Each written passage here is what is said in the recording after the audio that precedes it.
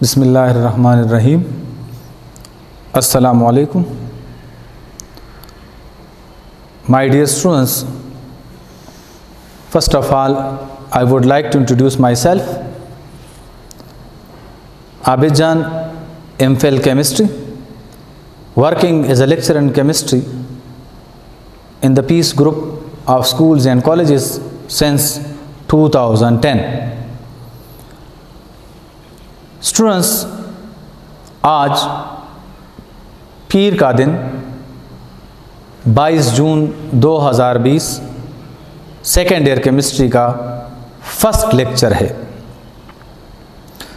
आज का जो लेक्चर है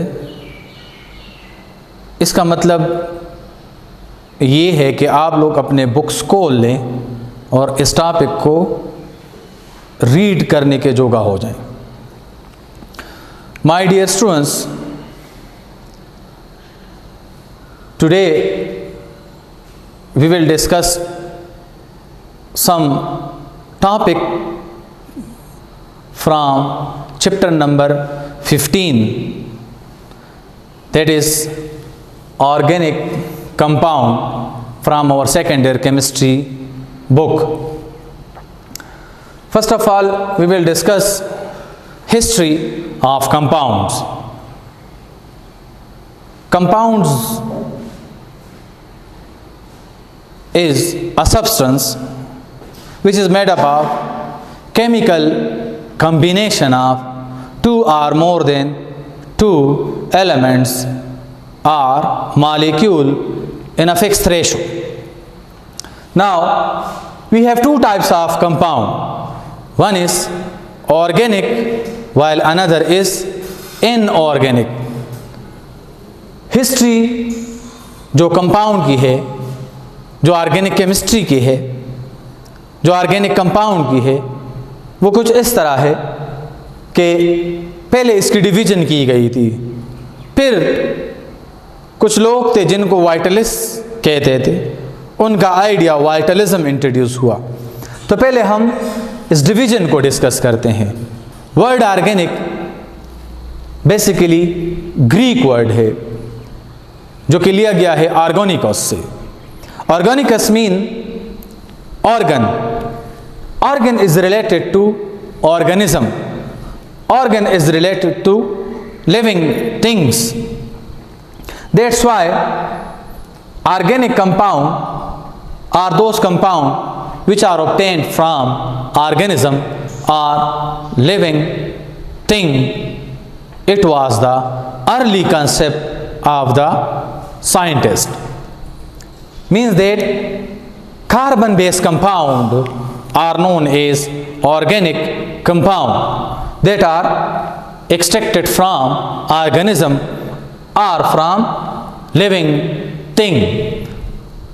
We have two types of organism, plants and animal, which are further divided into microorganism and macroorganism, mean unicellular organism and multicellular organism.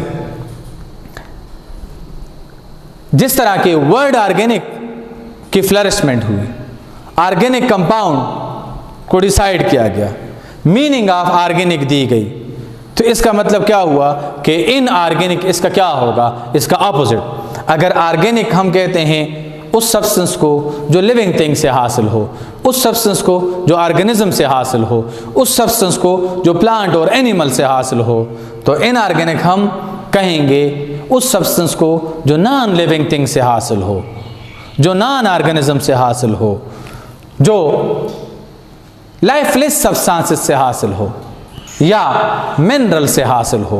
Mineral किसको कहते हैं? Mineral is naturally occurring inorganic substance which is extracted from soil. Mineral को soil से extract किया जाता है। इसका मतलब क्या हुआ? साइल भी इनऑर्गेनिक इन नेचर है, point to be noted. MCQs में आएगा soil is dash in nature, so soil is inorganic, mineral is inorganic और इज इनऑर्गेनिक सब्सटेंस। जिसके एग्जाम्पल कुछ मैंने दिए हुए हैं। मिनरल के भी, इनऑर्गेनिक सब्सटेंसेस के भी, sodium chloride, calcium sulphate, magnesium sulphate, potassium chloride, potassium sulphate, और इसके अलावा बहुत सारे इनऑर्गेनिक कंपाउंड जिसको हम जानते हैं। Now this was the early concept. उसके बाद वाइटलिज्म का कंसेप्ट इंट्रोड्यूस हुआ, जिसके बेस पर इन्होंने बाकायदा एक थ्योरी रिप्रेजेंट की है जिसका नाम है vital force theory. Vital force theory were introduced by J Berzelius. Berzelius ने वाइटल फोर्स थ्योरी को इंट्रोड्यूस किया था। According to the concept of vital force theory, organic compound must be obtained from organism. They cannot be obtained or prepared or synthesized in the lab as well as from inorganic substances. Vital force theory का postulate ये है कि हम organic compound को organism से हासिल कर सकते हैं, बल्कि हासिल करेंगे। इसको हम इनऑर्गेनिक से या किसी लेबोरेटरी में सिंथेसाइज नहीं कर सकते, मतलब नेचुरल सोर्सेज से इसको हासिल कर सकते हैं, बट मैन मेड सोर्सेज से हम इसको हासिल नहीं कर सकते, या आर्टिफिशियल तरीके से हम इसको सिंथेसाइज नहीं कर सकते। वाइटल फोर्स थ्योरी का बेसिक कंसेप्ट ये है। लेकिन ये बात जो कि बर्जेलियस ने कही थी, ये हमारे बुक के पेज नंबर 84 के ऊपर 3rd पैराग्राफ का लास्ट लाइन है। The concept of organic chemistry were introduced bye Berzelius in 1807। Thus, this Swedish chemist introduced the concept of vital force theory. According to vital force theory, according to its postulate, organic compound must be synthesized from organism. They cannot be synthesized in the lab as well as from inorganic substances. But this concept was rejected by a German chemist, Friedrich Wöhler, in 1828. This scientist discovered or synthesized or prepared urea from ammonium cyanate. Ammonium cyanate is an inorganic substance. Ammonium cyanate is an inorganic substance. But when this person heat up this compound, he get an organic compound which is the main constituent of urine of human being, that is known as urea. In 1828, a German chemist, Friedrich Wöhler, synthesized urea in the lab from ammonium cyanate. So, my dear students, ammonium cyanate is inorganic. Urea is organic in nature. इसके base पर हम कह सकते हैं कि हम organic compound को inorganic compound से हासिल कर सकते हैं और लैब में भी इसको सिंथेसाइज कर सकते हैं। किसने इसको इंट्रोड्यूस किया था? फ्रेडरिक वोहलर ने। इसका मतलब ये हुआ कि वाइटल फोर्स थ्योरी यूरिया के सिंथेसिस के बाद रिजेक्ट हो गई। Now come to the definition of organic compounds. We have two definitions of organic compound, old and modern, which are definition number 1 and definition number 2. Definition number 1, the study of carbon based compound, except means that there are certain compound which although contain carbon but still does not considered organic in nature. वो कौन से compound है जिसमें carbon मौजूद है लेकिन हम इसको ऑर्गेनिक नहीं कह सकते? तो वो है carbonates, like sodium carbonate, calcium carbonate, magnesium carbonate, copper carbonate. Oxide of carbon like carbon dioxide, carbon monoxide, bicarbonate like potassium bicarbonate, magnesium bicarbonate, sodium bicarbonate, carbide like calcium carbide, magnesium carbide, silicon carbide, cyanides sodium cyanide, potassium cyanide, magnesium cyanide, carbonyls those compound which contain CO, but we have two types of carbonyl compound. CO group containing compound दो तरह के हैं, एक को हम organic कहते हैं, like अगर हम देख लें कीटोन, कीटोन में भी CO है लेकिन ये ऑर्गेनिक इन नेचर है।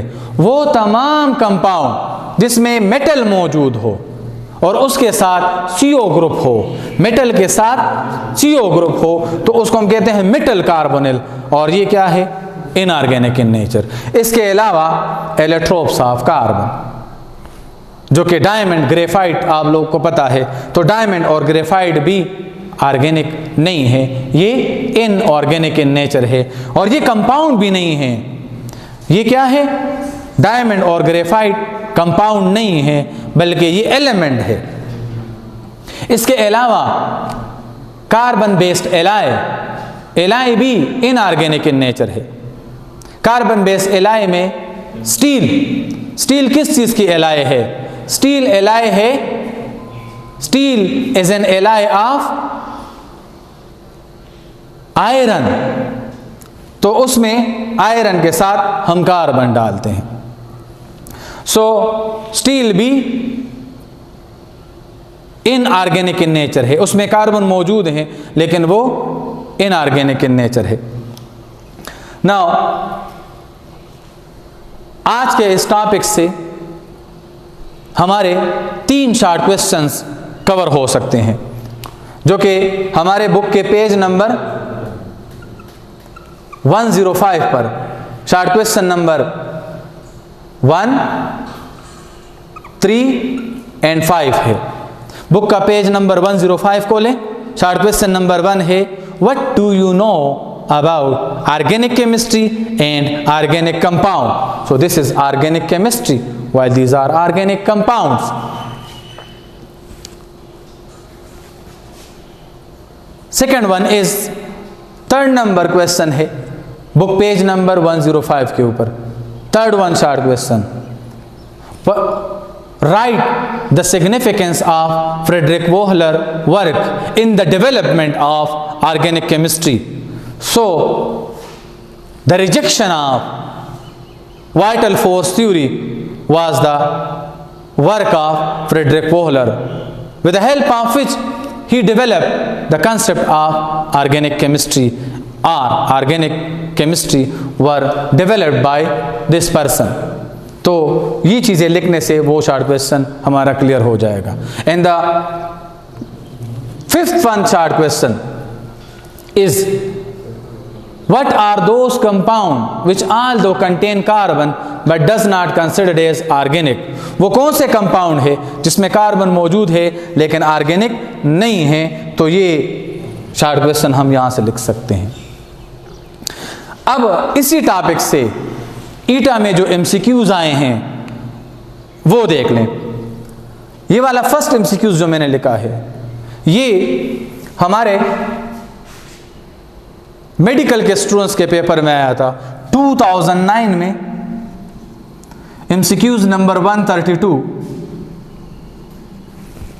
मेडिकल का जो एंट्री टेस्ट था उसमें आया था, all the compound are inorganic except calcium carbonate, potassium cyanide, calcium carbide, and this one is, ये क्या है? ये यूरिया है। अगर आप इसको देख लें तो हम NH2 होल 2 CO लिख सकते हैं। सो कैल्शियम कार्बोनेट क्या है? इनऑर्गेनिक। पोटाशियम साइनाइड क्या है? इनऑर्गेनिक। कैल्शियम कार्बाइड क्या है? Inorganic. But the urea is organic in nature. इसी तरह दूसरा एमसीक्यूज आया था 2011 में, ये भी मेडिकल के पेपर में था। MCQs number 86, all the compounds are organic except. तो नाइट्रोमीथेन, मीथेन ऑर्गेनिक है। इथाइल अमाइन, इथाइल ऑर्गेनिक है, ये तो हमें पता चल गया। NH2CO यूरिया है और ऑर्गेनिक है। NH4CNO, NH4CNO is inorganic in nature. So all these compounds are organic except ammonium cyanate, it is inorganic in nature. Organic compound synthesized in the lab who reject the vital force theory. तो for the first time जो organic compound synthesize हुआ था lab में, तो वो क्या आता? That is known as urea. Organic compound synthesized in the lab who reject vital force theory is, as we know that, urea. लेकिन यहां पर यूरिया नहीं है, केमिकल नेम लिखे हुए हैं ammonium cyanate, as we know that it is inorganic। Potassium cyanate inorganic। तो क्या है? Carbamide. Urea is also known as carbamide. Remember that the Ayurvedic name of urea is carbamide. Compound containing all the 3 types of bonds. तो urea, ammonium cyanate, sulphuric acid और nitric acid, इनमें आप बताएं कि किस कंपाउंड में तीनों टाइप्स ऑफ बॉन्ड मौजूद हैं, मतलब आयनिक, कोवेलेंट, कोऑर्डिनेट कोवेलेंट बॉन्ड। ये 3 बॉन्ड किस कंपाउंड में साइमल्टेनियसली मौजूद है? तो यूरिया का फार्मूला तो ये है NH2C डबल बॉन्ड ONH2, इनमें तो कोवेलेंट बॉन्डिंग है। सल्फ्यूरिक एसिड का स्ट्रक्चर ये है, तो सल्फ्यूरिक एसिड में भी कोवेलेंट बॉन्ड है, सिंगल और डबल कोवेलेंट बॉन्ड मौजूद है। Nitric acid